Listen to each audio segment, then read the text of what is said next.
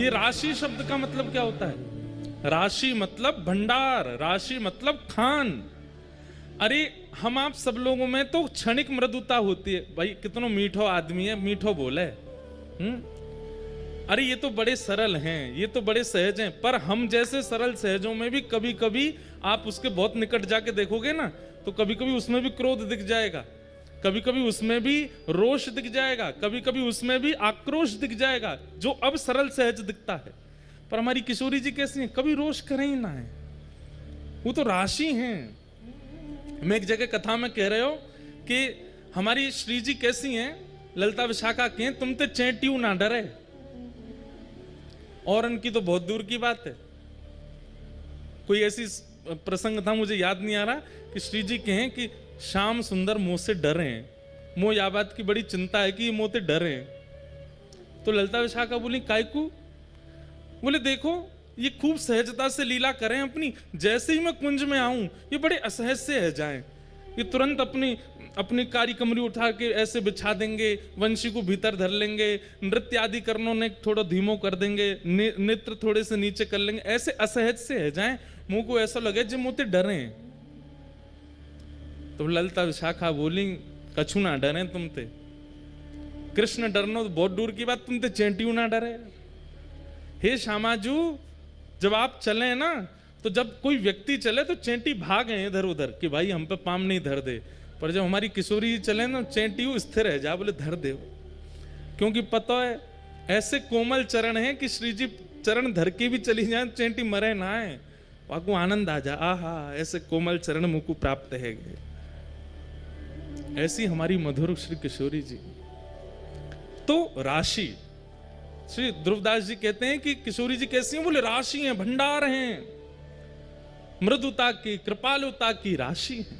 और न कहूं न रिस कहूं, भूले हूं न होत सखी, न कहूं न रिस कहूं, भूले हूं न होत सखी। रिस मतलब गुस्सा, भूल से भी गुस्सा नहीं आता कभी श्री जी को। न कहूं न रिस कहूं, भूले हूं न होत सखी, रहत प्रसन्न सदा, ही मुख हासे हैं, रहत प्रसन्न सदा।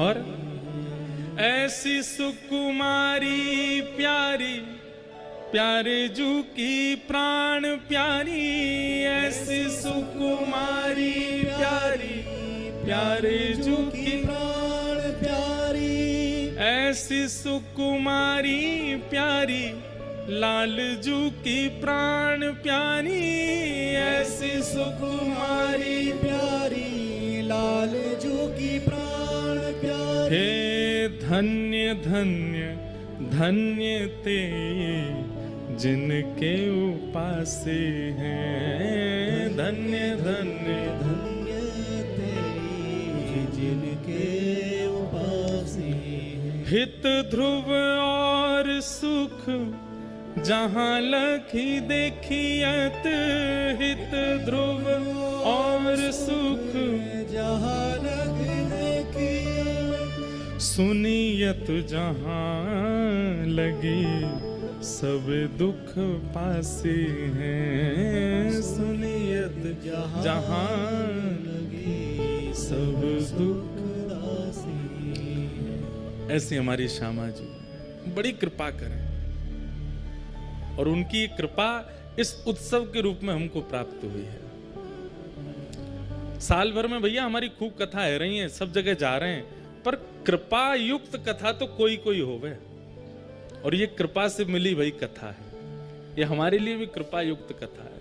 ठाकुर जी की चर्चा करनो, भागवत जी की कथा सुनानो, सब चर्चा तो होती रहती है साल भर, पर ये कभी कभी अवसर मिले जब वृंदावन की निज बीथिन के भाव प्रकट होंगे, और वो ऐसे रसिकन के बीच ही होंगे, तो ये आप पे ही कृपा नहीं है, ये हम पे भी कृपा है।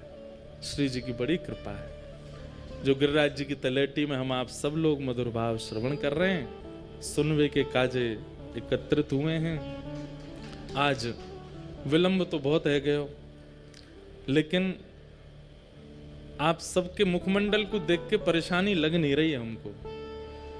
यूं लग रहा है कि सब बड़े खुश हैं, जैसे प्रेम में ये स्वरूप होता है कि जो चाहे कर लो। हम ऐसे ही रहने वाले। शिक्षाष्टक का जब पाठ करते हैं हमारे श्री चैतन्य महाप्रभु, उसके अंतिम पंक्ति में यही बात कहते हैं महाप्रभु जी, हे श्याम सुंदर, आप चाहो तो अपने चरणों से हमको रौंद दो, आप चाहो तो हमारी ओर दृष्टि भर के भी मत देखो, आप चाहो तो आदि आदि भाव कहते हैं, लेकिन हम सदा रहेंगे आपके, हम आपका त्याग नहीं कर सकते। हमारे परम पूजनीय श्री किशोरी जी की अति प्रिय श्री पूनम दीदी जी के गुरु जी, वे भी कृपा करके यहाँ विराज रहे हैं। आप सब रसिकन की ओर से महाराज जी को बारंबार प्रणाम है, बारंबार वंदन है।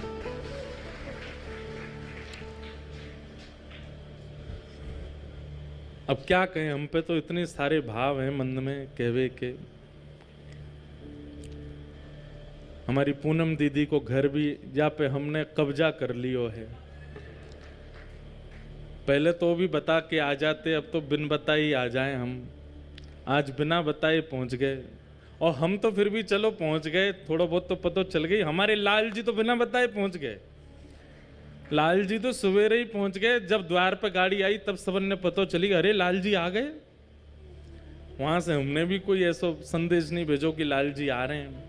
लाल जी भी हमारे, और ये अपनत्व की भावना है। जहां थोड़ा बहुत फॉर्मेलिटी होती है वहां पहले से फोन करेंगे, फिर आधे रास्ता तो फिर कर देंगे, फिर गेट पे आके फिर करेंगे, आ गए भैया।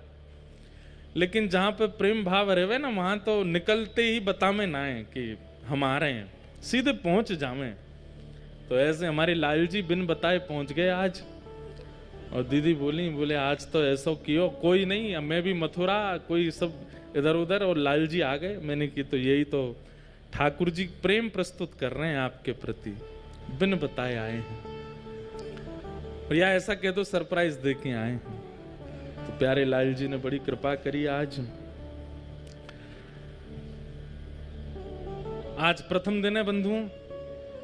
भाव तो बहुत सारे उठ रहे हैं मन में। वृंदावन महिमामृत, रसिक रस चर्चा, और फिर अभी थोड़ी देर पहले मुझसे फिर कही कि रसिक त्रयी, हमारे वृंदावन की रसिक त्रयी यानी कि स्वामी श्री हरदास जी महाराज, श्री हितरवंश महाप्रभु और श्री हरिराम व्यास, इन तीनन पे प्रकाश डालते हुए भाव रखने कथा के। अब जो भाव मन में आवेंगे वो हम सब कहने को प्रयास करेंगे। इन तीन रसिकों पे भी चर्चा करेंगे। वैसे तो कई बार अभी जयपुर में भक्तमाल कथा पिछले साल हुई, तब से रसिक त्रयी पर बहुत चर्चाएं हुई हैं, पर फिर भी यहाँ और करेंगे। पर लेकिन वृंदावन महिमामृत जब पहला शब्द सुना तो हमारे श्री वृंदावन में प्रबोधानंद सरस्वती जी महाराज ने वृंदावन महिमामृत ग्रंथ स्वयं प्रकट किया है। श्री चैतन्य महाप्रभु की कृपा से श्री प्रबोधानंद सरस्वती जी ने वृंदावन महिमामृत, बहुत सुंदर भाव है, तो उनको भी केंद्र में रखेंगे। भागवत जी एक प्रकार से यूं समझ लो, गड्ढ की सब्जी परोसी जाएगी अगले 7 दिन तक। गड्ढ की सब्जी में सब होवे, जो सब्जी आ जाए सब वहां में प्रस्तुत हुए। तो अनेक भावों से युक्त ये कथा होगी। जरूरी नहीं है केवल हमारे गौड़िया वैष्णवों की बात हो, यहाँ तो गौड़ियान की भी बात होगी, हरिदासीन की भी बात होगी, हरिवंशीन की भी बात होगी, सबन की बात होगी। लेकिन मन में भाव है कि आज प्रथम दिन है और थोड़ी देर सत्र विलंब से है, तो वृंदावन महिमामृत की रूपरेखा और उसके प्रादुर्भाव की प्रणाली का सुना करके कथा प्रारंभ करें। एक बात याद रखी हूं, आज जब गिरिराज जी आ रहे तो मैं रास्ता में कुछ सोच तो विचार तो लिख तो आया हूं। तो मन में एक बात आई कि हमारे शास्त्रन में अनेक तीर्थों की महिमा बताई गई। कहीं पर रहने की महिमा है कि वहां निवास करो, कहीं पर जन्म की महिमा है, कहीं पर प्राण त्यागने की महिमा है, कहीं पे पूजा करने की महिमा है, कहीं पे पिंडदान करने की महिमा, कहीं भोजन कराने की महिमा, कहीं स्नान की महिमा है। एकमात्र पूरे विश्व में हमारा वृंदावन ऐसा है जहां सबकी महिमा है। यहाँ रहवे की भी महिमा है, यहाँ खावे की भी महिमा है, यहाँ सोवे की भी महिमा है, यहाँ हंसवे की भी महिमा है, यहाँ रोवे की भी महिमा है। वृंदावन में तो रोवे की भी महिमा है। अरे कहां तक कहें, वृंदावन महिमामृत में तो सांस लेवे की भी महिमा है। वृंदावन में आप वृंदावन में प्रवेश करने के बाद जब श्वास लेते हैं तो उसकी भी एक महिमा है। वृंदावन में सबकी महिमा है। चलना फिरना, उठना बैठना, खाना पीना, हंसना रोना गाना, सबकी महिमा है वृंदावन में। ऐसा महिमामृत युक्त है। श्री प्रबोधानंद जी महाराज कहते हैं मैं महिमा किसकी लिखूं? अगर सोवे की महिमा बताऊं तो एक ग्रंथ केवल वृंदावन में सोवे की महिमा का है, वही पर ही आ जाएगा। हमारी आपकी जो सुसुप्ति है, हमारी आपकी जो निद्रा है, वो स्वामी श्री हरिदास जी के पास जब पहुंचती है तो वो मानसी बन जाती है। हम निद्रा में स्वप्न देखते हैं, हम निद्रा में लेट जाते हैं, पर स्वामी श्री हरिदास जी आसन लगा करके यमुना तट पर बैठ जाते हैं, वहां पर भी स्वप्न दिखता है, पर वो स्वप्न उनकी मानसी का होता है। और निद्रा की महिमा, वह मानसी में लीला प्रकट हो रही है।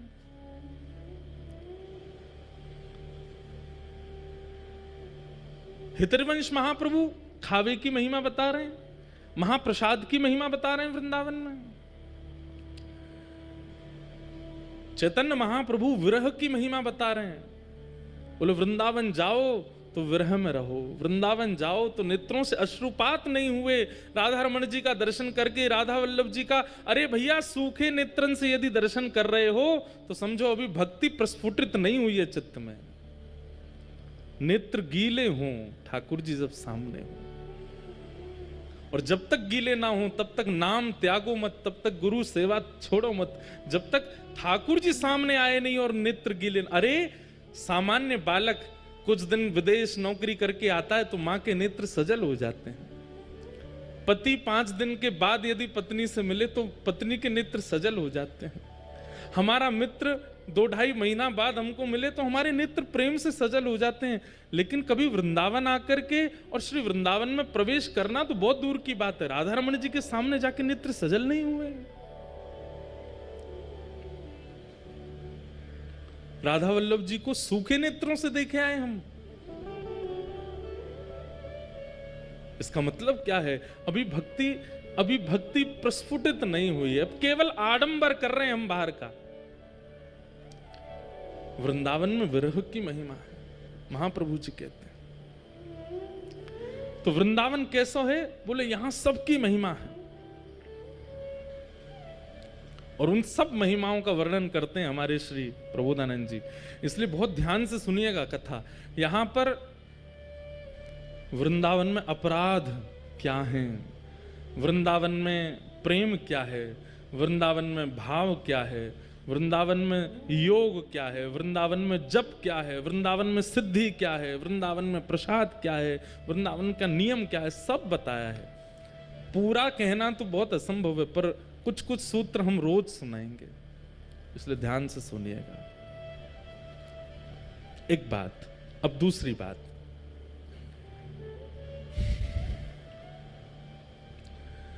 वृंदावन की प्राप्ति श्री जी की कृपा से होती है, सब जानते हैं। श्री जी अनुग्रह करती हैं तब वृंदावन प्राप्त। वृंदावन कह दूं तो यमुना जी से लेकर के और 84 कोस के अंतिम छोर तक संपूर्ण वृंदावन है। एकमात्र केवल छठीकरा से आगे वृंदावन नहीं है। आप अभी भी वृंदावन में बैठे हो, ये गिरिराज जी को वृंदावन है, वो बरसाने को वृंदावन है, वो नंदगाम को वृंदावन है, सब वृंदावन है। ये 84 कोस संपूर्ण वृंदावन ही है, संपूर्ण है। जैसे किसी का बहुत बड़ा घर है, वहां लॉन है, उधर स्विमिंग पूल है, इधर डाइनिंग एरिया है, आदि आदि, पर कक्ष ऊपर वाले फ्लोर पर, वो हमारा निजी कक्ष है। ऐसे ही ये पूरा वृंदावन है निजी कक्ष। रमन रीति वृंदावन परिक्रमा के बाद जो परकोटा है वो निज कक्ष है ठाकुर जी का, वो वृंदावन निज कक्ष। बाकी है ये संपूर्ण वृंदावन है। तो वृंदावन की प्राप्ति श्री जी की कृपा से, वृंदावन में वास सखियों की कृपा से। बहुत ध्यान से सुनिएगा, वृंदावन की प्राप्ति श्री जी की कृपा और वृंदावन में वास सखियों की कृपा। मालिक घर में तो बुला लेगा, लेकिन घर में नौकरी जो पहले से वहां सेवक है ना, उनसे कहेगा इसको देखो ये हमारे यहां रखने लायक है कि नहीं।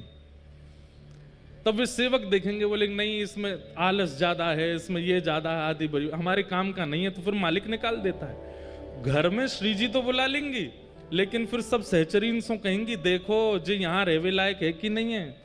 फिर सहचरियां विचार करती हैं, या को नाम जप कैसो है, या की सेवा में निष्ठा कैसी है, या की बुद्धिमती कैसी है, या के भाव कैसे हैं, या की विचार कैसे हैं, या की क्रिया कैसी है। और उन सब पे विचार करके फिर वृंदावन का वास सहचरी देती हैं।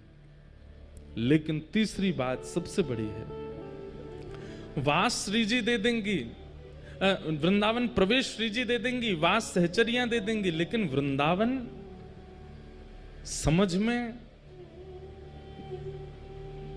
आचार्यों की कृपा से आएगा, रसिकों की कृपा से आएगा। वास बहुत लोग कर रहे हैं, वृंदावन में भीड़ हो गई है। अब वृंदावन आते भी बहुत लोग हैं, उसमें भी भीड़ हो गई है, लेकिन वृंदावन को समझ नहीं पा रहे हैं, वृंदावन को जान नहीं पा रहे हैं, वृंदावन की महिमा क्या है, वृंदावन के वो अभी उससे अवगत नहीं है। ये मत सोचना कि हम केवल आपको कह रहे हैं, हम खुद को भी कह रहे हैं, पर ठाकुर जी की कृपा से, संत जनों की कृपा से थोड़ा थोड़ा भाव मन में आ रहे हो, तो जहां जाते हैं ना वहीं वृंदावन जैसा अनुभव कर लें। चाहे उड़ीसा जाएं, चाहे महाराष्ट्र जाएं, चाहे पंजाब जाएं, वहीं वृंदावन जैसी सुगंध आनी लगे। तो वृंदावन में आना, वृंदावन में वास करना भी बड़ी बात नहीं है, वृंदावन को समझना बहुत बड़ी बात है। और वो रसिकन की कृपा के बिना नहीं होगा। इसलिए किशोरी जी को प्रणाम करके, बिहारी जी को प्रणाम करके वृंदावन आ गए, वृंदावन वास मिल गयो। वही के अगले दिना से अब रसिकन की खोज करो और रसिकन की वाणी सुनो, उनकी सेवा करो। वे असली वृंदावन को अनुभव कराएंगे। आप रोज बिहारी जी को नियम रखें, रोज राधा वल्लभ जी को नियम रखें, रोज राधा रमण जी को नियम रखें, रोज वृंदावन परिक्रमा को नियम रखें। हम आपसे निवेदन कर दें हाथ जोड़ के, ये नियम बाद में रखना। सबसे पहले नियम क्या रखो, वृंदावन यदि प्राप्त है गयो है तो यहां रसिकन के पास जाओ, उनकी सेवा करो, उनके वचनामृत सुनो। तलहटी गोवर्धन की रही, तलहटी गोवर्धन की, नित प्रति मदन गोपाल लाल के, नित प्रति मदन गोपाल लाल के, चरण कमल चितलई है, चरण कमल चितलई है। रसिक प्रीतम हित चित की बातें, रसिक प्रीतम चित की बातें, गिरधारी जिसों कहिए, गिरधारी जिसों कहिए, तलहटी गोवर्धन की रही,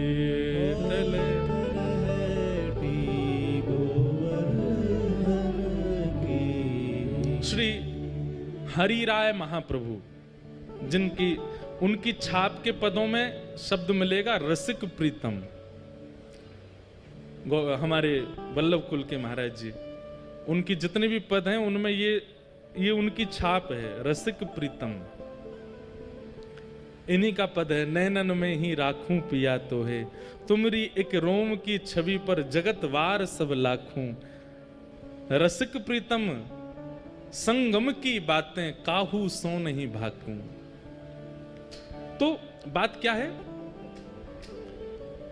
वृंदावन की प्राप्ति श्री जी की कृपा से, वृंदावन में वास सखीन सहचरीन की कृपा से, पर वृंदावन का अनुभव ये तो रसिक संतन की कृपा से होएगा, ये तो रसिकन की कृपा से होएगा। उनको ढूंढो, उनके चरण वंदन करो। और ऐसी ही कृपा हुई हमारे श्री प्रकाशानंद सरस्वती जी के ऊपर श्री चैतन्य महाप्रभु के।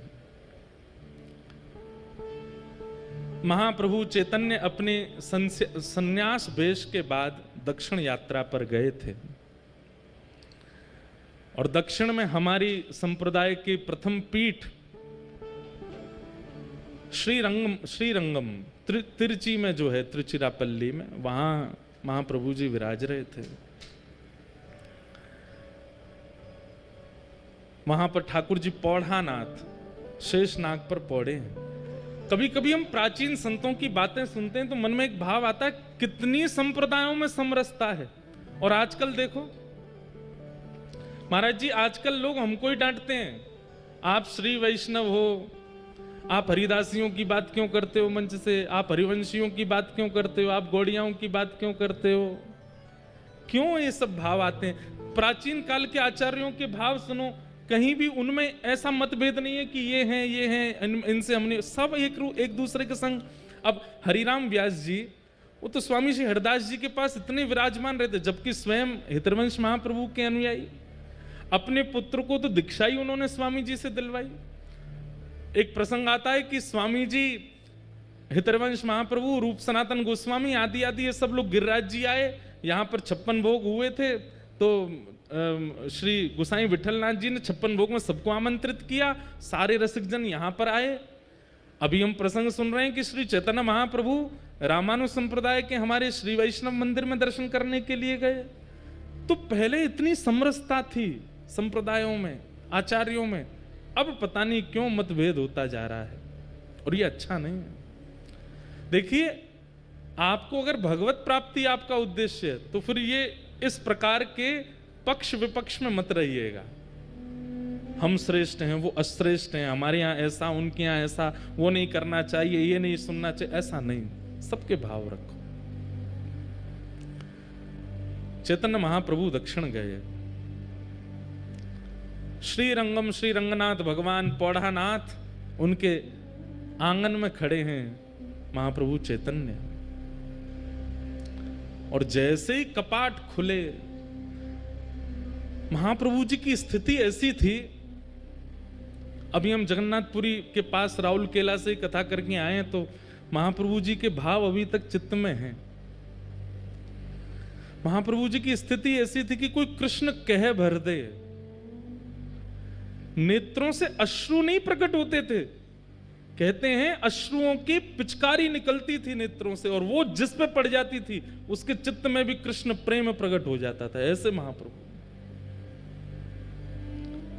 सोचो उनकी दशा, जब वो मंदिर में जाते होंगे, ठाकुर जी को देखते होंगे, तो उनकी स्थिति क्या होती होगी। जैसे ही कपाट खुले श्री रंगनाथ भगवान के, चैतन्य महाप्रभु ने जैसे ही मुखमंडल का दर्शन किया, उत्ताल नृत्य करने लगे, भुजाएं उठा करके नृत्य कर रहे हैं, नाच रहे हैं, गा रहे हैं, आनंद उत्सव मना रहे हैं, नेत्रों से अश्रुपात। ये दो भावों का एक जगह दर्शन होता था। मुखमंडल पर तो विरह दिख रहा है और शरीर की स्थिति परम आनंद की होती थी। यह है भक्ति का स्वरूप। कभी कभी मन में आता है कि जब ज्ञान आता है ना, तो बाहर दिखने लगता है कि ज्ञानी व्यक्ति है। अहंकार आता है तो अहंकार दिखने लग जाता है, अहंकारी व्यक्ति है। कामी व्यक्ति का काम दिखने लग जाता है। भक्त की भक्ति क्यों नहीं निकल के आती है?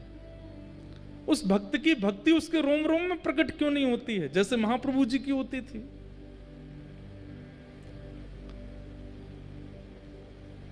चैतन्य महाप्रभु भाव नृत्य कर रहे थे। अब वहां कोई उनको कुछ समझ रहा है, कोई उनको कुछ समझ रहा है, लेकिन श्री रंगनाथ भगवान की आरती कर रहे श्री वेंकट भट्ट जी, गोपाल भट्ट जी के पिताजी, जिन्होंने श्री राधा रमन लाल जी को प्रकट किया, ऐसे श्री गोपाल भट्ट जी के पिताजी श्री वेंकट भट्ट जी रंगनाथ प्रभु की आरती करने के बाद जैसे ही उन्होंने दर्शनार्थियों की ओर देखा प्रसाद वितरण के लिए, और दर्शनार्थियों में जैसी उनकी दृष्टि पड़ी श्री महाप्रभु चैतन्य पर, आप विश्वास नहीं करेंगे उनको क्या अनुभव हुआ। चैतन्य महाप्रभु को देख करके उनके पलक झपकनी भूल गई, अपनी जिस अवस्था में थे उसी अवस्था में रह गए अंदर गर्भगृह में वेंकट भट्ट जी। और थोड़ी देर में वो क्या देखते हैं कि चैतन्य महाप्रभु तो अंतर्ध्यान हो गए, साक्षात नारायण नृत्य कर रहे हैं महाप्रभु जी के रूप में, और वे अपने नेत्रों पर विश्वास नहीं कर पा रहे, अपनी आंख मीटते हैं, खोल के देखते हैं तो चैतन्य महाप्रभु हैं। और जैसे ही थोड़ी देर देखते हैं तो थोड़ी देर में ही गौर चैतन्य महाप्रभु श्याम हो जाते हैं, और मानो जैसे नारायण ही नृत्य कर रहे हैं। जैसे ही गर्भगृह में देखते हैं तो गर्भगृह में देखते हैं कि ठाकुर जी शेष शैया पे हैं ही नहीं, वो तो बाहर नृत्य कर रहे हैं। कभी दोनों युगल नृत्य करते हैं, कभी एकांत में चैतन्य महाप्रभु नृत्य करते हैं। इस स्थिति को देख करके श्री वेंकट भट्ट जी पहचान गए कि ये कोई सामान्य नहीं है। इनके नृत्य को कोई सामान्य समझ रहा होगा, इनके भाव को कोई कुछ समझ रहा होगा, पर ये सामान्य नहीं है, क्योंकि मुझे जो अनुभव हुआ मैं कैसे कहूं। बंधुओं, जब किसी महापुरुष का दर्शन करते हैं ना, तो उनका दर्शन करके उनके रूप, उनकी चाल, उनके पहनाव, उनके तिलक आदि, इन सबको अगर आप देख रहे हो तो अभी कुछ दिखा नहीं। अच्छा सुनो, हमारे बाबा गाते होंगे हरिप्रिया जी के पद, हरिप्रिया जी के पद सुने होंगे आपने। हरिप्रिया जी पुरुष थे, सब छोड़ करके गिरिराज जी आ गए। राधा कुंड में उनके गुरुदेव विराजमान रहते थे, तो अपने गुरुदेव को प्रणाम करके बोले मुझे आपसे गुरु दीक्षा लेनी है। तो महापुरुष बोले राधा कुंड पे बैठे बैठे, बताओ तुमको क्या दिख रहा है। तो हरिप्रिया जी, पहले उनका पूर्व नाम कुछ और था, बोले माथे पर सुंदर उर्दपुंड है, गले में तुलसी की माला है, अद्भुत वस्त्र पहने हैं, आसन पर गुरुदेव विराज रहे हैं, करुआ पास में रखा है, ठाकुर जी की सेवा पीछे हो रही है। गुरुदेव बोले दीक्षा नहीं देनी, जाओ। और सुनो, दीक्षा की इतनी तुमको भूख है, जाओ गिरिराज जी की परिक्रमा लगा के आओ। लेकिन उनको इतनी इच्छा थी दीक्षा की, चले गए गिरिराज जी की परिक्रमा लगाई। परिक्रमा लगा करके 5-6 घंटे में लौट करके राधा कुंड जैसे ही पहुंचे, चरणों में प्रणाम किया, बोले गुरुदेव परिक्रमा हो गई, अब दीक्षा दे दो। उन्होंने फिर वही प्रश्न किया, क्या दिख रहा है तुम्हें? कुछ दिख ही नहीं रहा था। बोले माथे पे उर्दपुंड है, गले में तुलसी माला है, नीचे वस्त्र पहने हैं, पीछे ठाकुर जी की सेवा है, बगल में राधा कुंड है, इधर श्याम कुंड है, आदि आदि। फिर से जाओ परिक्रमा लगा के आओ, एक और परिक्रमा लगाओ। निष्ठा इतनी थी उनकी कि थके हारे थे, लेकिन फिर से चले गए परिक्रमा में। अब की बार उनको 6 की जगह 9 घंटे लग गए परिक्रमा करते करते, पैरों में छाले पड़ गए। 2 परिक्रमा में ये हालत हो जाती है। बेचारे गिरते पड़ते जैसे तैसे आए, प्रणाम किया, गुरुदेव अब दीक्षा दे दो। पूछे अब क्या दिख रहा है तुम्हें? तो रोने लगे, बोलो मुझे कुछ नहीं दिख रहा, मुझे वही दिख रहा है, तिलक है, गले में कंठी माला है, नीचे। बोले सुन, एक परिक्रमा और लगा के आ। तीसरी परिक्रमा की स्थिति कैसे बन जाएगी हमारे, जबकि गिरिराज जी में बाबा हैं, 3 परिक्रमा लगा में, लेकिन उनकी भाव दशा देख करके आप घबरा जाओगे। एक परिक्रमा में हमारी हालत खराब होती है। गुरुदेव बोले जाओ एक परिक्रमा और लगा के आओ। गुरु आज्ञा मान करके चले तो गए, लेकिन गुरु की आज्ञा पर संशय नहीं किया, गुरु की आज्ञा पर बिल्कुल विचार नहीं किया, अपने पैरों के फोड़ों पर, पैरों में छालों पर चिंता नहीं की। गुरु आज्ञा कर रहे हैं, कुछ तो होगा, निकल गए। तीसरी बार जैसे वो जाने लगे तो उनके गुरुदेव पीछे बैठे बैठे देख रहे थे, उनके चरण की ओर देखा, छाले पड़े हैं। स्थिति चलने की नहीं है और मैंने परिक्रमा की आज्ञा दी है, 22 किलोमीटर लगा के आनी है, तब दीक्षा मिलेगी, और ये चल दिया। तुरंत मन में आ गया भाव, श्री जी यहाँ पे कृपा करो। अब जैसे ही वो गिरिराज जी की परिक्रमा में गए तो उनको पहले तो लोग दिख रहे थे, पहले तो माताएं दिख रही थी, पहले तो भाई लोग दिख रहे थे। अब पता, अब लिख रहा है कि सब सहचरियां हैं, सब किसी के हाथ में चंवर है, किसी के हाथ में बीड़ा है, किसी के पास कुछ है, किसी के पास, सब अलग अलग दिख रहे हैं। साक्षात गिरिराज जी ऐसे लग रहे हैं मानो कोई निकुंज भवन है, या कि कोई अटारी पर कभी श्री जी आ रही हैं, कोई अटारी पर श्याम सुंदर आ रहे हैं, कभी कहीं से मोर बोल रहे हैं, कहीं कहीं वीणा बज रही है, कहीं पर बंशी बज रही है। अब पूरी दृष्टि ही बदल गई। 24 घंटे लगे उनको और वृंदावन में संपूर्ण ब्रज का दर्शन कर लिया, संपूर्ण निकुंज लीला का दर्शन कर लिया। लौट करके जैसे ही अपने गुरुदेव के पास आए, प्रणाम किया, बोले लाला अब क्या दिख रहा है? तो अपने गुरुदेव को देख के कहते हैं, एक सखी विराज रही है, सुंदर नथनी पहनी है, कानन में कुंडल है, नेत्रन में काजल लगे हैं, सुंदर चुनरी ओढ़ी है, पीछे दर्पण है, बहुत सुंदर मणिमंडित नीचे सब फर्श है, यहां श्याम कुंड है, यहां राधा कुंड है, और मेरे गुरुदेव की गोद में प्रिया प्रियतम दोनों विराजमान है। जैसे ये दर्शन हुए तब उनको स्वीकार किया और उनका नाम रखा है श्री हरि प्रिया। उनके बड़े पद रसिक जन गाते हैं, एक आध दिन हम भी गाएंगे कथा में, श्री हरि प्रिया। मैं क्या बताना चाह रहा हूं आपको कि ब्रज में रहने वाले रसिक महापुरुष अगर इनके मन में आ गई कि याकू ब्रज को अनुभव होना चाहिए तो हो जाएगा। आपके अनेक प्रयासों से नहीं होगा, आपके अथक प्रयासों से नहीं होगा, किसी रसिक के मन में आ गई कि इसको ब्रज प्राप्त हो तो हो जाएगा।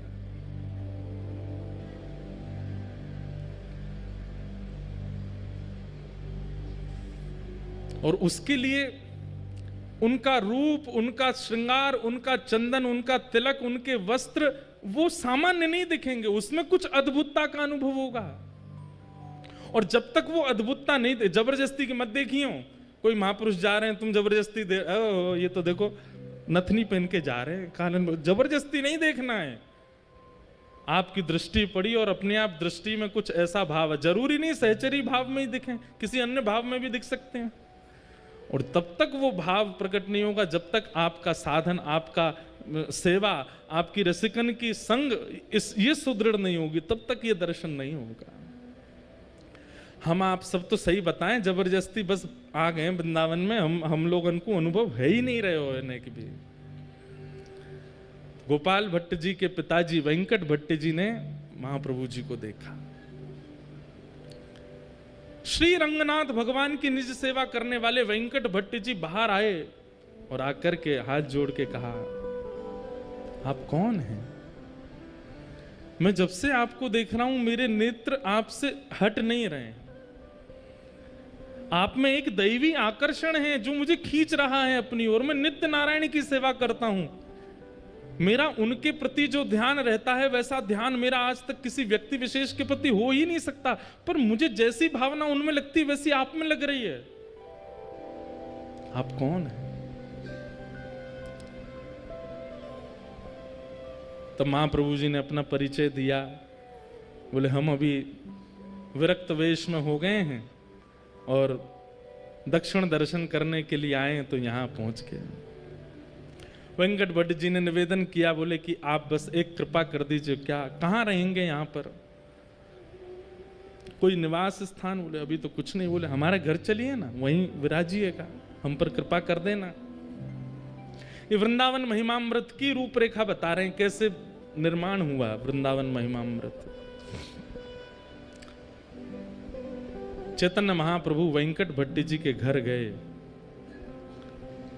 वेंकट भट्ट जी के सुपुत्र हैं श्री गोपाल भट्ट। भगवान की गुण मंजरी। महाप्रभु जी जैसे ही घर पहुंचे, उनकी पत्नी, उनके रिश्तेदार सबने महाप्रभु जी का दर्शन किया। लेकिन जैसे ही श्री गोपाल भट्ट जी ने दर्शन किया, गोपाल भट्ट जी तो मानो जैसे उनकी भी स्थिति ऐसी हो गई, पलक झपकना भूल गए, पैर धर कहीं रहे, जा कहीं रहे, देख करके अपने अपने अपने वश में अपना शरीर नहीं है, ऐसी स्थिति हो गई। मैं एक बात कहा करता हूं, आचार्य चरणों के सन्मुख जाकर के अगर आपको ये याद रहा कि मैं किस कारण से आया था, मुझे क्या पूछना था, मुझे क्या बताना था, इतनी सुध-बुध है तो समझो अभी कृपा ना भाई।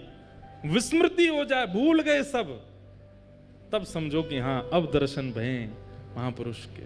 भूल गए, प्रश्न याद नहीं आ रहा है, क्या सोच के आए थे भूल गए, लाए थे माला लेके आए थे, प्रसाद लेके आए थे, दक्षिणा पोशाक कुछ अर्पित करने, कुछ पता ही नहीं चल रहा है, उठा कुछ रहे हैं, धर कुछ रहे हैं, ऐसी स्थिति हो जाएगी।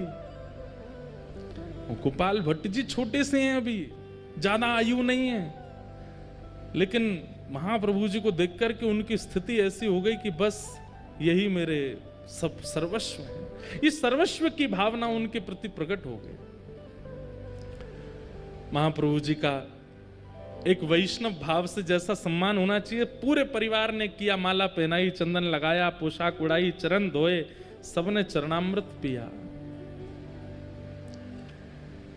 गोपाल भट्ट जी के मन में एक भावना आ गई, जब चरणामृत बांट रहे थे तो सबको थोड़ा थोड़ा ही दे रहे थे, मतलब जैसे एक ही बूंद गिरे, क्यों, जितना बच जाएगा सब मैं पी जाऊंगा, सबको बांट दूंगा तो मेरे लिए नहीं बचेगा, ऐसी भावना चित्त में आ गई। तो सब लोग हाथ पसार के खड़े, चरणामृत दो महाप्रभु जी का, तो गोपाल भट्ट जी छुआते हैं और न्यों देते हैं, एक ही बूंद गिरती है, अरे और दो, और नहीं इतना ही लो।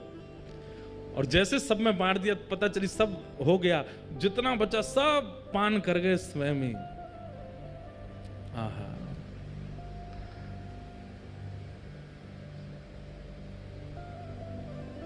गोपाल भट्ट गोस्वामी पर कृपा हुई, खूब सत्संग हुआ, आनंद हुआ। अगले दिन श्री चैतन्य महाप्रभु प्रस्थान करने के लिए तैयार हुए। वेंकट भट्ट जी ने निवेदन किया, बोले कि महाप्रभु जी आप कहां जा रहे हैं? बोले अब यात्रा हो गई हमारी, अब आगे चलेंगे। बोले आज आषाढ़ शुक्ल एकादशी है, आज से चातुर्मास प्रारंभ हो रहा है, आपका प्रथम विरक्त वेश है, अब आप नहीं जा सकते यहां से, 4 महीना तो हिल नहीं सकते। और पूरा घर नृत्य करने लगा। चैतन्य महाप्रभु चिंता में बैठे, बोले कि ये क्या हुआ, आज से चातुर्मास प्रारंभ हो गया, मुझे तो याद ही नहीं था। और सबसे प्रसन्न होकर के झूम रहे हैं श्री गोपाल भट्ट गोस्वामी, छोटे से।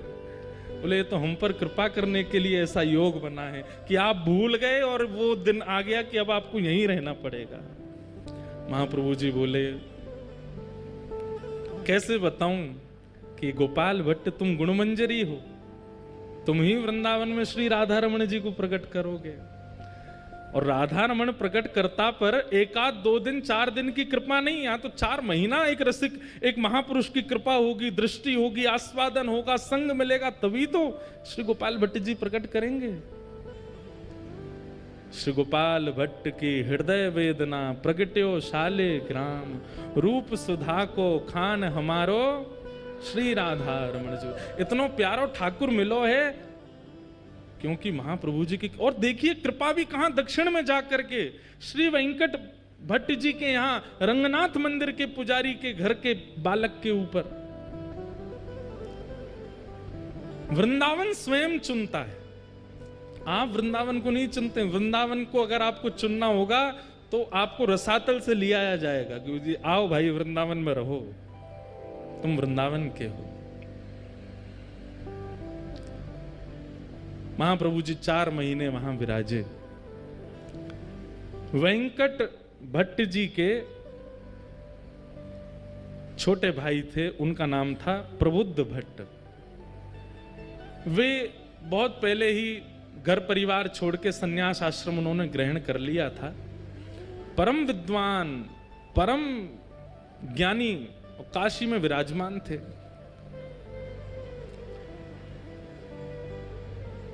ऐसा ज्ञान था उनका कि उनके जैसे उन्होंने 10,000 शिष्य बनाए, मतलब ना ज्यादा ना कम, अपने जैसे ही 10,000 बना दिए, इतने ज्ञानी थे। उनके सामने बड़े बड़े विद्वान टिक नहीं पाते थे। प्रबुद्ध भट्ट देखो, एक महापुरुष एक परिवार में जाकर के एक नहीं कितनों पर कृपा करता है। ये तो गोपाल भट्ट जी सामने बैठे हैं, प्रबुद्ध भट्ट तो है ही नहीं वहां पर, वो तो काशी में है।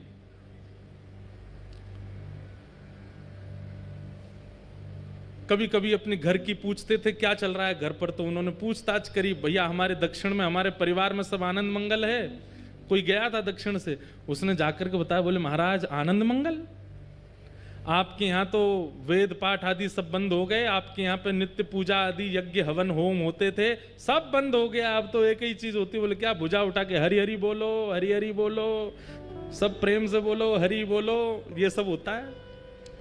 प्रबुद्ध भट्ट जी बोले ये कौन कर गया, ये क्या बोल रहे हो, ऐसा हो ही नहीं सकता। हमारे दोनों बड़े भैया बड़े वैदिक हैं और बड़े कर्मनिष्ठ हैं, कर्मकांड तो हमारे यहाँ रोज हवन होता है, रोज यज्ञ होता है, नियम से वेंकट रंगनाथ भगवान की सेवा अर्चना कैंकर्य होता है, ये क्या बोल रहे हो? बोले अरे महाराज आपको नहीं पता, आपके यहाँ की स्थिति सब बिगड़ गई है। कारण? बोले कारण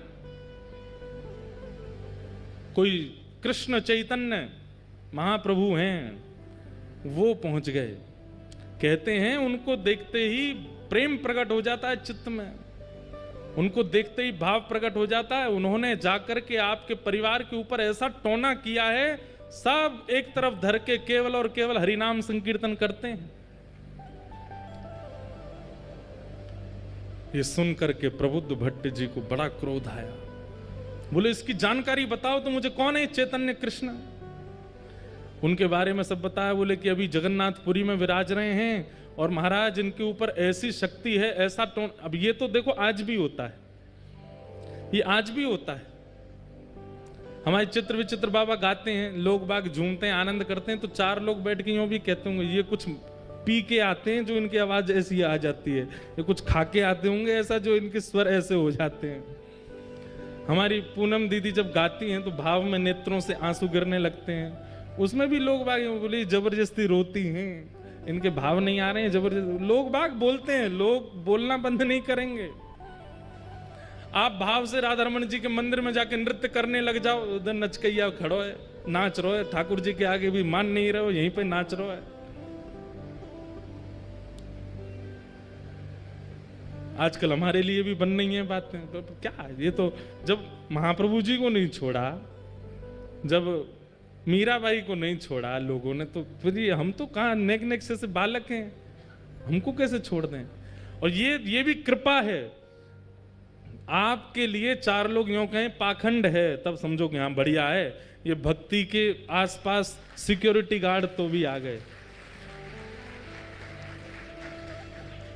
हमारे प्रेमानंद जी महाराज बेचारे कैसा राधा नाम प्रचार कर रहे हैं, उनके पीछे भी लोग पड़े रहते हैं, कुछ ना कुछ बोलते रहते हैं, कहते रहते हैं, करते रहते हैं। परंतु ये बात मान लीजिएगा, ये आपकी भक्ति की सिक्योरिटी हो रही है, अच्छा है। भ्रात श्री प्रबोधानंद जी कहते हैं, भ्रातः तिष्ठ टले टले विटपिनाम ग्रामेषु भिक्षाम अटः। नहीं, श्री रूप गोस्वामी कहते हैं, स्वच्छंदम पिबयामुनम जलमलम चीराणि कंथाम कुरु सम्मानम कलयाति घोर गरलम नीचपुमानम सुधा। वृंदावन में तो आपकी निंदा होने लग जाए तो समझो अब भक्ति सुरक्षित है, अब भक्ति बढ़िया हमारी, अब यहाँ पे कोई की आंच नहीं आवेगी, बढ़िया है। बाहर खड़े हैं चार पहरेदार, और बहुत सम्मान होने लग जाए तो घबरा जाना कि कहीं हमारा नाम ना छूट जाए। तो प्रबुद्धानंद जी ने जैसे ही सुना, अच्छा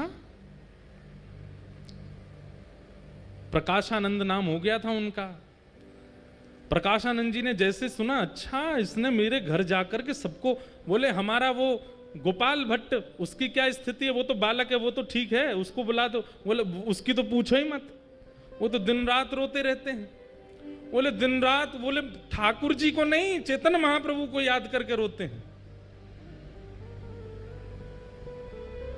प्रकाशानंद जी बोले ढूंढो इसको, कहाँ है? बोले ये तो अभी वहां हैं जगन्नाथपुरी में, इनको पत्र लिखो। पत्र लिख करके चैतन्य महाप्रभु को भेजा। और क्या लिखते हैं पत्र में?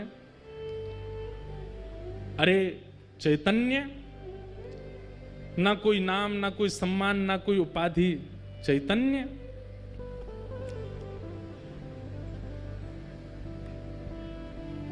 सन्यासी हो, सुना है हमने, लेकिन सन्यासी होकर के तुम बहुत नाचते हो, उछल उछल करके नाचते हो, गाते हो, ये सन्यासियों का स्वरूप है। अरे सन्यासी हो तो सन्यासियों की तरह रहा करो। ये किस प्रकार का रूप प्रकट कर रहे हो? सन्यासियों को तो बहुत भाव से रहना चाहिए। और सन्यासियों का निवास स्थान जगन्नाथपुरी नहीं होता, सन्यासियों का निवास स्थान वृंदावन नहीं होता। सन्यासी ऐसे घूमते डोलते नहीं रहते हैं। सन्यासी तो गंगा ज्ञान के तट पर काशी में विराजते हैं, वेदों पर मनन करते हैं, शास्त्रों पर चिंतन करते हैं, लोगों को वेद शास्त्र पढ़ाते हैं। ये सन्यासियों का। और तुम क्या कर रहे हो? ये नाच नाच करके और दुनिया में कृष्ण नाम की, ये सन्यासी का स्वरूप नहीं होता। चैतन्य महाप्रभु गंभीरा में विराजमान थे, जगन्नाथपुरी में भावावेश में रहते थे। प्रकाशानंद जी का पहुंचा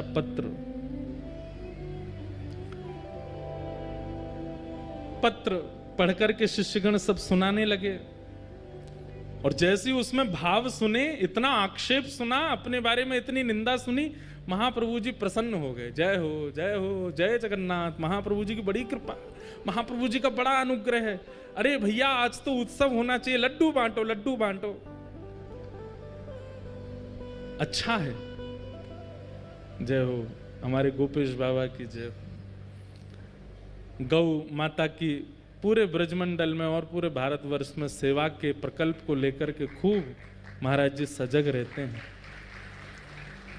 ऐसे हमारे महाराज जी को बारंबार प्रणाम।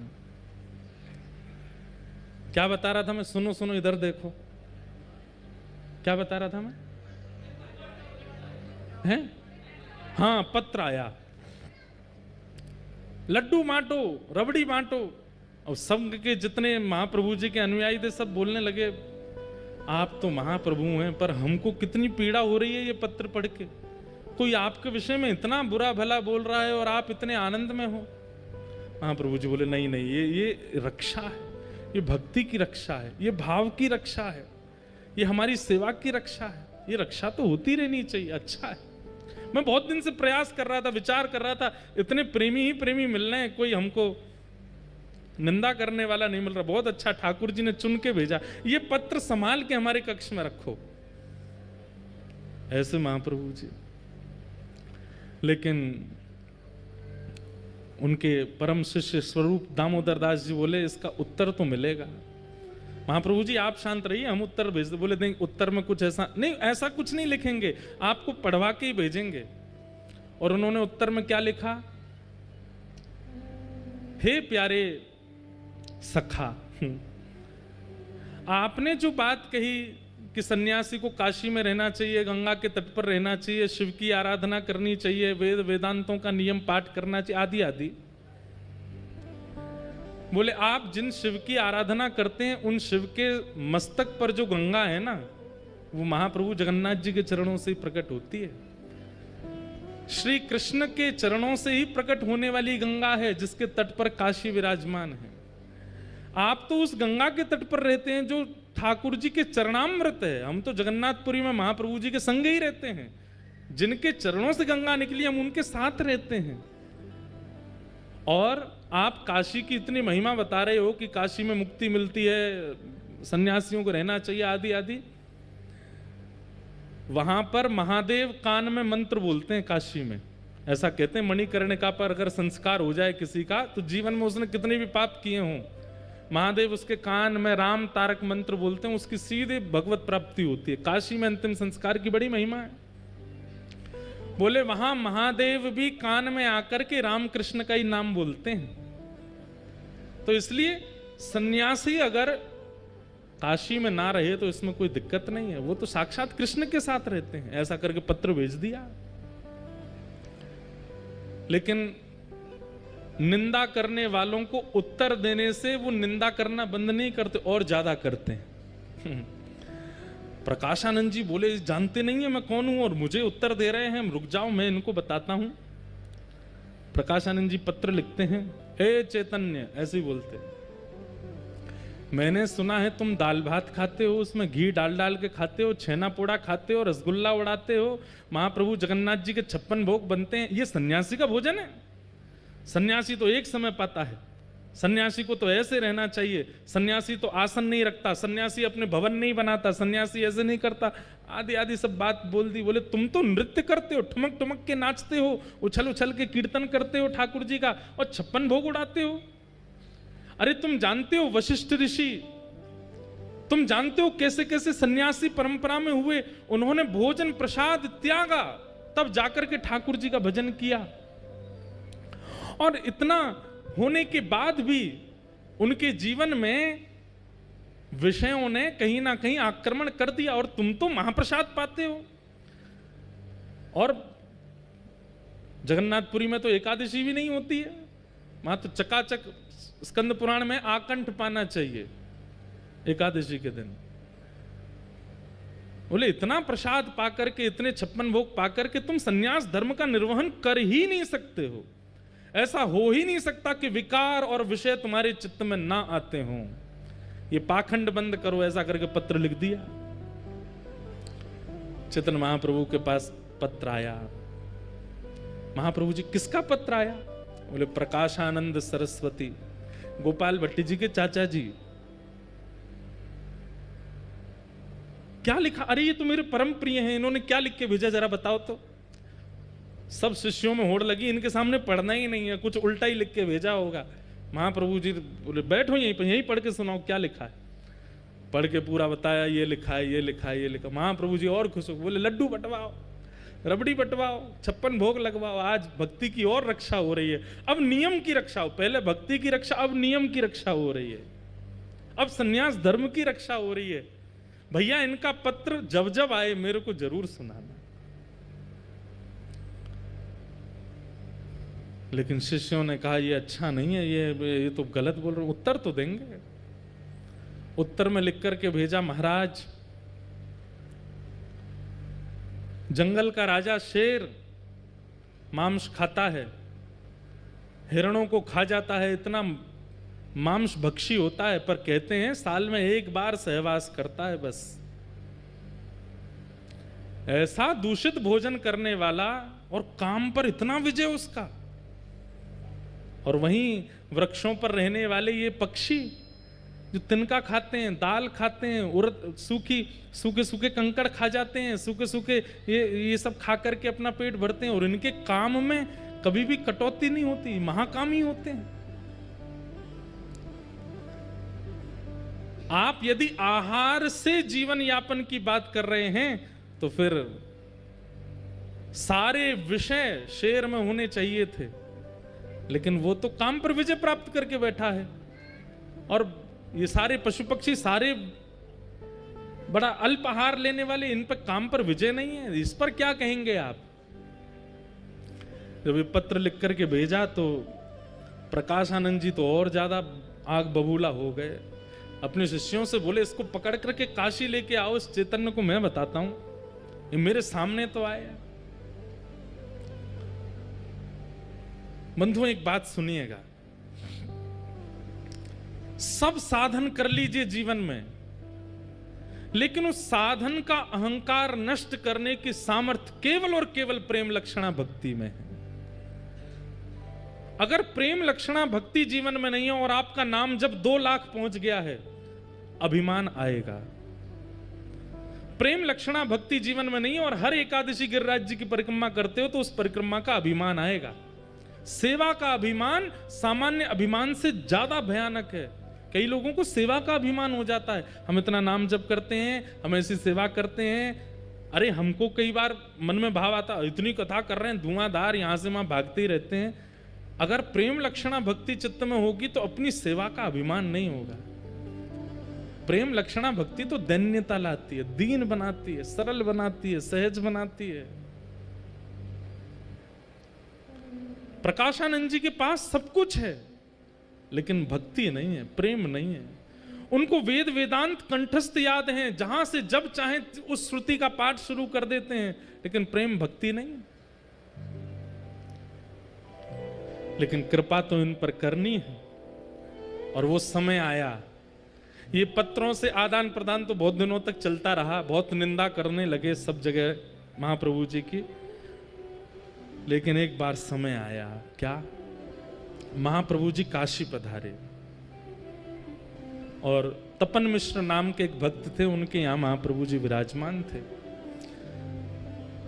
इनको पता चला प्रकाशानंद जी को कि वही कृष्ण चैतन्य काशी आया है।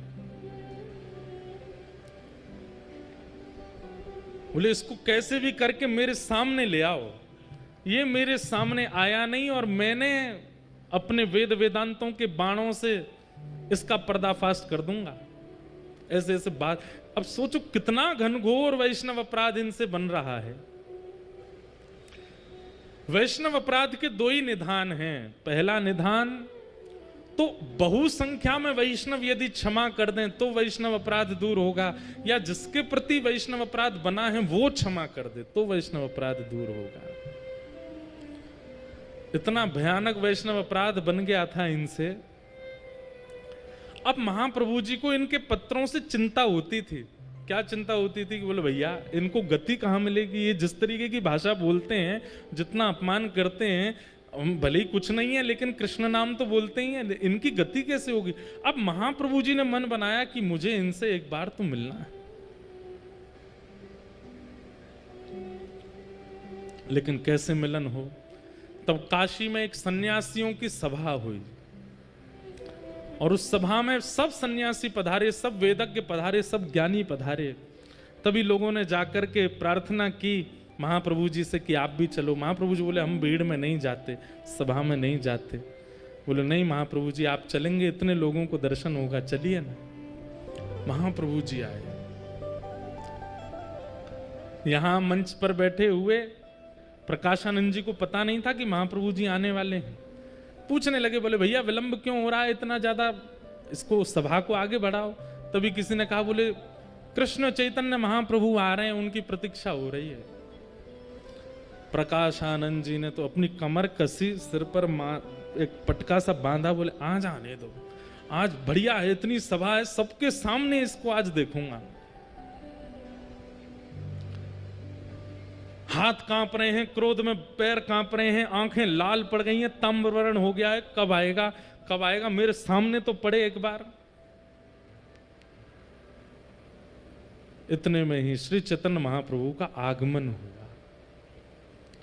और जैसे ही महाप्रभु जी का उस सभा में गृह में प्रवेश हुआ, मानो जैसे किसी ने जलाशय में बैठे हुए लोग थे और किसी ने करंट छोड़ दिया हो।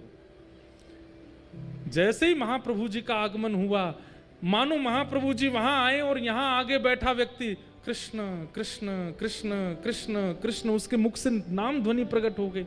इतने में ही पीछे का कोई व्यक्ति कृष्ण कृष्ण कृष्ण कृष्ण, मुख से नाम प्रकट होने लगा। कभी वहां दूसरा व्यक्ति हरि बोल कहकर के नृत्य करने लगा।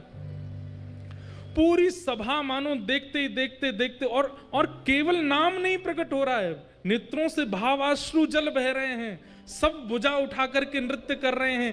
केवल महाप्रभु जी की उस सभा में आगमन मात्र से यह स्थिति हो गई। मंच पर बैठे प्रकाशानंद जी ने जैसे ही देखा, अभी ये नहीं पता था कि यही चैतन्य महाप्रभु हैं, देखते ही मेरे आंसू क्यों आ रहे हैं, मेरा शरीर क्यों कांप रहा है, कृष्ण कृष्ण कृष्ण, हरि बोल हरि बोल हरि बोल, ये कैसे शब्द मेरे भीतर से प्रकट हो रहे हैं।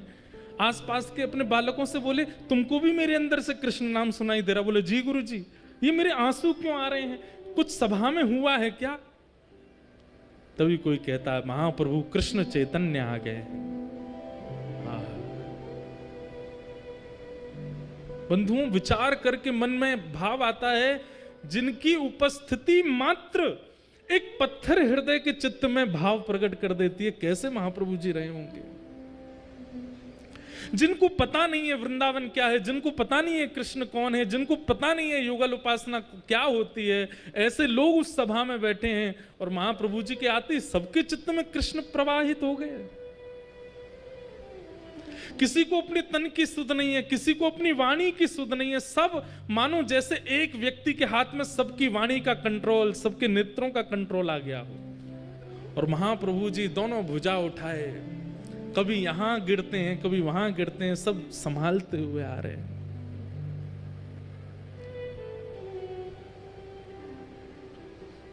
प्रकाशानंद जी अपने क्रोध विरोध को तो भूल गए, मुख से नाम प्रकट हो गया, नेत्रों से आंसू प्रकट हो गए,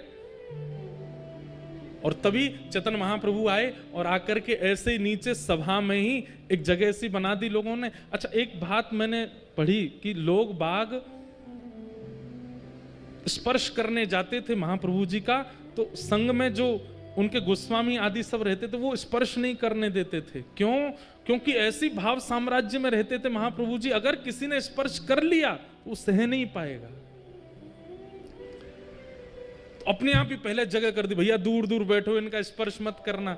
महाप्रभु जी आकर के बैठ गए और भाव से बैठ करके सब सन्यासियों को प्रणाम किया, सबके चरण रज को अपने माथे से लगाने लगे। पता नहीं प्रकाशानंद जी को क्या हो गया, लोग बाग प्रकाशानंद जी को देख रहे हैं कि अब ये क्या बोलेंगे, लेकिन प्रकाशानंद जी तो अत्यंत भाव में आ गए, उठ करके नीचे आए, बोले जय हो। आप नीचे क्यों बैठ के, ऊपर आइए ना। नहीं नहीं, मेरा स्थान यहीं ठीक है। तो जैसे कोई नीचे बैठ जाए तो उसको पकड़ के ऊपर लाते हैं, तो जैसे ही हाथ पकड़ा महाप्रभु जी का, सब बोले ये नहीं करना था इनको, और जैसे ही स्पर्श किया है, हाँ कृष्ण हाँ कृष्ण हाँ कृष्ण कह करके वहीं गिर पड़े प्रकाशानंद जी। शरीर पूरा कंपन होने लगा, नेत्रों से आंसू गिरने लगे। महाप्रभु जी ने किसी से कहा इनको संभालो। सुनने में इस स्थिति को हम अनुभव ही नहीं कर पाएंगे जो स्थिति होती थी।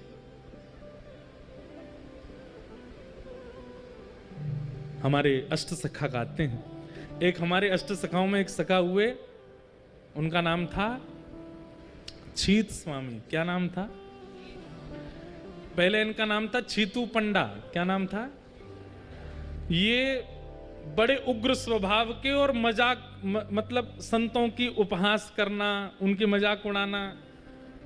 उस काल में मथुरा आए थे हमारे श्री वल्लभाचार्य जी महाराज, और ये उनकी परीक्षा लेने के लिए गए थे। लेकिन जैसे ही महाप्रभु जी का दर्शन किया, दर्शन करते ही चित्त से सारे विकार खत्म हो गए, नेत्रों से आंसू गिरने लगे। छीत स्वामी जी ने एक पद गाया, और वही पद आज प्रकाशानंद जी के मुख से मानो प्रकट हो रहा हो महाप्रभु जी को देख करके। भई अब गिरधर सो पहचान, भई अब गिरधर सो पहचान, भई अब गिरधर सो